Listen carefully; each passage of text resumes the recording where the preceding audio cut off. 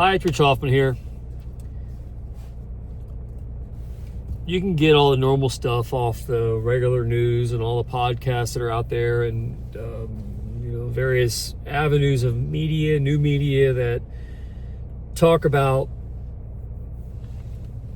the conditions of existence. I do what I do because I don't find a lot of the explanations satisfactory. And there's not enough intellectual curiosity to ask the proper questions and seek answers where they truly reside, and that often dictate the terms of our political discourse and related to how we live our lives. So in that regard, I think it's important to discuss as a foundation topic that cascades into many other things. We have to talk about this book. It's a very important book by Robert Heinlein, The Stranger in a Strange Land. Now, this was Charlie Manson's favorite book, this and Dianetics from L. Ron Hubbard. But this was before he ever assembled his family, when he was in jail, he was in jail most of his life, so he really never learned to not be in jail. I mean, as a youth, he grew up there, and one of these stints in jail, this book came out in 1961. Prisoners were talking about it in jail, and Manson didn't know much about literature, didn't know how to read, so he heard about it, and over the years he's taught himself to be able to read it and carry it around with him through all of his life. It's very important to him. This is the book that essentially created the family that he created, that then would go off and do the helter-skelter murders. And as further conspiracies have unveiled through lots of rigorous investigation, there's lots of talk about it, and there's more smoke than there would be if there was no fire. It looks like the family, as Manson created it, was used for kind of a CIA ops within the United States that was not legal at the time. And they had been playing around with mind control, and they had saturated various sectors of LA society through the secret societies, through the occult practices that are still very much in the background of polite society there. It was certainly rampant in the 60s. And when you get to the murders, the murders that occurred, the helter-skelter murders, the race baiting that was attempted to provoke anger towards, create a civil war within the United States towards the Black Panthers, you find out that there's a lot of stuff that was going on, and a lot of people were using each other to drive political narratives, and that's an important topic you got to talk about, because it's how we fight warfare these days, which is another topic for another day. But before you can have that talk, you got to have this one. So what's interesting about this book is that it has influenced so many people. It's a pretty good work of science fiction, I would say. Science fiction writing in the 50s and the 60s and the 70s. When you look at the Dune books and books like this one, there was a lot of thought going into those time periods that were very important. And this is essentially about a guy that had went to Mars on a group of people had gone to Mars, and they gave birth and to kids on the moon, at Mars, and this young person had essentially been raised by Martians who already lived there for many millenniums.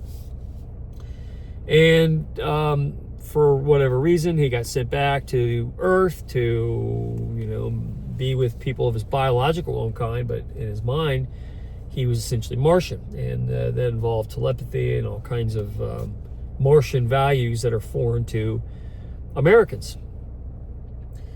I look at the whole book as kind of the reason that Robert Heinlein wrote the book as a discourse against religion. He might argue otherwise, but clearly there was a point being made about the validity of religions and what impact they have on social welfare. Clearly questioning it. And somebody like a Charlie Manson could read that and really get confused, and he obviously did. And he essentially did what Michael, the main character in this book, did, and that's basically go create his own cult and be an otherworldly, other value-driven society. 1961, it was pre-hippie movement essentially, which we know the KGB brought that all in the United States. So all these conditions coalesced, and Charlie Manson certainly got the idea for his creation of a family and kind of his own church from this book. This came before the Helter Skelter, and if not for this book, you could say, were those murders have even ever happened? And I would argue probably not. Does that mean he should have never wrote the book? Should we have censorship on books like this? And of course not. It's a free speech society, but these are conditions. These are warfare mechanisms that evolve around free speech. So if you're going to have free speech, you have to navigate it psychologically with the understanding how the enemy conducts warfare. So Charlie Manson is a created character. This book found its way into his hands through prisoner talk, and he then perpetuated into action that became the Helter Skelter murders. And whoever else was involved in it clearly became part of the story. Well, it's not just Charlie Manson, not just crazy people who go off the rails and try to mimic what's in this book and make it into reality. Even if it's hypothetical or meant as a narrative device to question the validity of religion. Elon Musk loves this book. So much so that the concept they talk about in this book about understanding consciousness, understanding level of conscious meaning, they call grokking. Well, where do you think Elon Musk got the name for the Grok AI system that is the most powerful in the world right now? It's attached to the X. If you can get an X account, you can use Grok. But it's also going to be working with the War Department to use AI in military applications. It's very powerful. I think it's a really good AI program, but it's named after the conscious concept in this book. And Elon Musk, in his passion and love, he liked a lot of science fiction books, a whole lot of them. Definitely was inspired by, we put them all together. It wasn't just one book, but he thought enough about this book to name his AI system after the level of consciousness that they talk about. That's a Martian concept. So a book like this can have a major impact on culture at great significance. And if you look at how movements can be weaponized, whether it's just a science fiction effort to put it out there and say, let's have a free speech discussion about religion, and let's just assume that Martians came from another planet and collided with our values, what would it look like, which is essentially what the book's about. But then what impact does it have on the readers? And then how can that information be used for nefarious purposes to take people who are off the rails, like Charlie Manson, and steer them in a destructive means to create civil war within American culture? Clearly something that tried to happen. Charlie Manson identified himself with Michael, the main character in this book, the young person who was wealthy beyond any earthly measure because he essentially was the only owner of Mars. So all the wealth that came with that title, he had all the money in the world, and he essentially learned all about the human race, and he went and created his own religion and his own value system, and they had a family, and the free sex movement essentially perpetuated from there. Again, this is 1961. This is before the flower children really started springing in San Francisco. which then Charlie Manson found himself involved in. Would he have been involved in all that stuff after he got out of jail, after he'd been reading this book pretty much religiously? Would any of that happen if he had not came across this material? And then how did people use that passion of his to further their own interests? And I think that's what you have to understand when you consider one piece of literature that has a major impact on society and it gets out there. How is that then used to steer people in directions they may not have otherwise gone? Again, you have Charlie Manson, a known perpetuator of violence and evil, and the way everybody understands the helter-skelter killings to be. He was directly inspired by this book.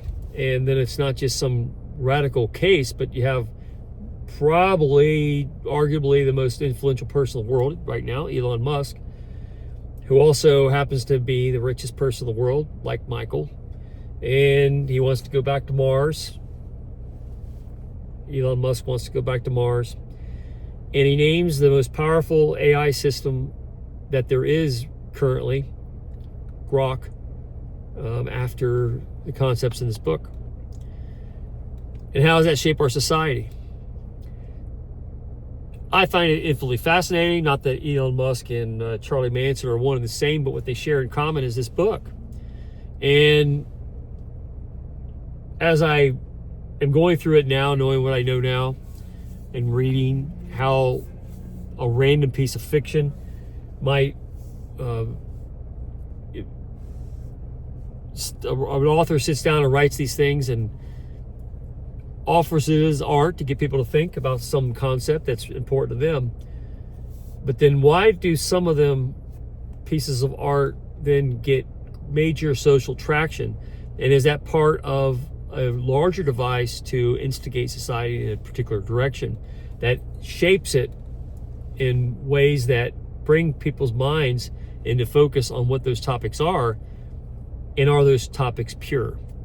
And I think that's where you start seeing the order breaking down and how works of art end up in popular consideration, how they go from being kind of isolated classics to becoming mainstream devices of a new social narrative. Whenever you consider this book connects Elon Musk to Charlie Manson and a whole lot of other characters who came out of the Christianized American 1950s, where Westerns were all over the television and the movies, and now we had a communist KGB movement to try and undermine society from within college institutions and bring communism in the back door. And this essentially had Martians that came here, or a Martian that came from another planet and brought total lack of self-identity to mankind and started his own church that removed self from the consideration of social value in order to pave way for the Flower Child movement and pave way for people who became killers, whether through influence or direct application, and change the social narrative of society forever. Very fascinating book, well worth the read. But what's more important is to understand the whys and the hows and how they connect major figures that shape our existence. And sometimes it all starts with isolated books that find their way through literature, not even through movies or television entertainment, but through the silent process of one author to a reader, and the ideas that come about in that exchange. Either way, the Grok AI system is named after grokking, which is the level of conscious understanding in this book. And it's still influential to this day, even though it was written in 1961. Pretty interesting little tidbits. Yeah, pretty good book. Anyway, it's Rich Hoffman here. Share, subscribe, make tomorrow a better day. If you ever read my book, The Gunfighter's Guide to Business, I think you'll love it. Anyway, have a good day. See you later.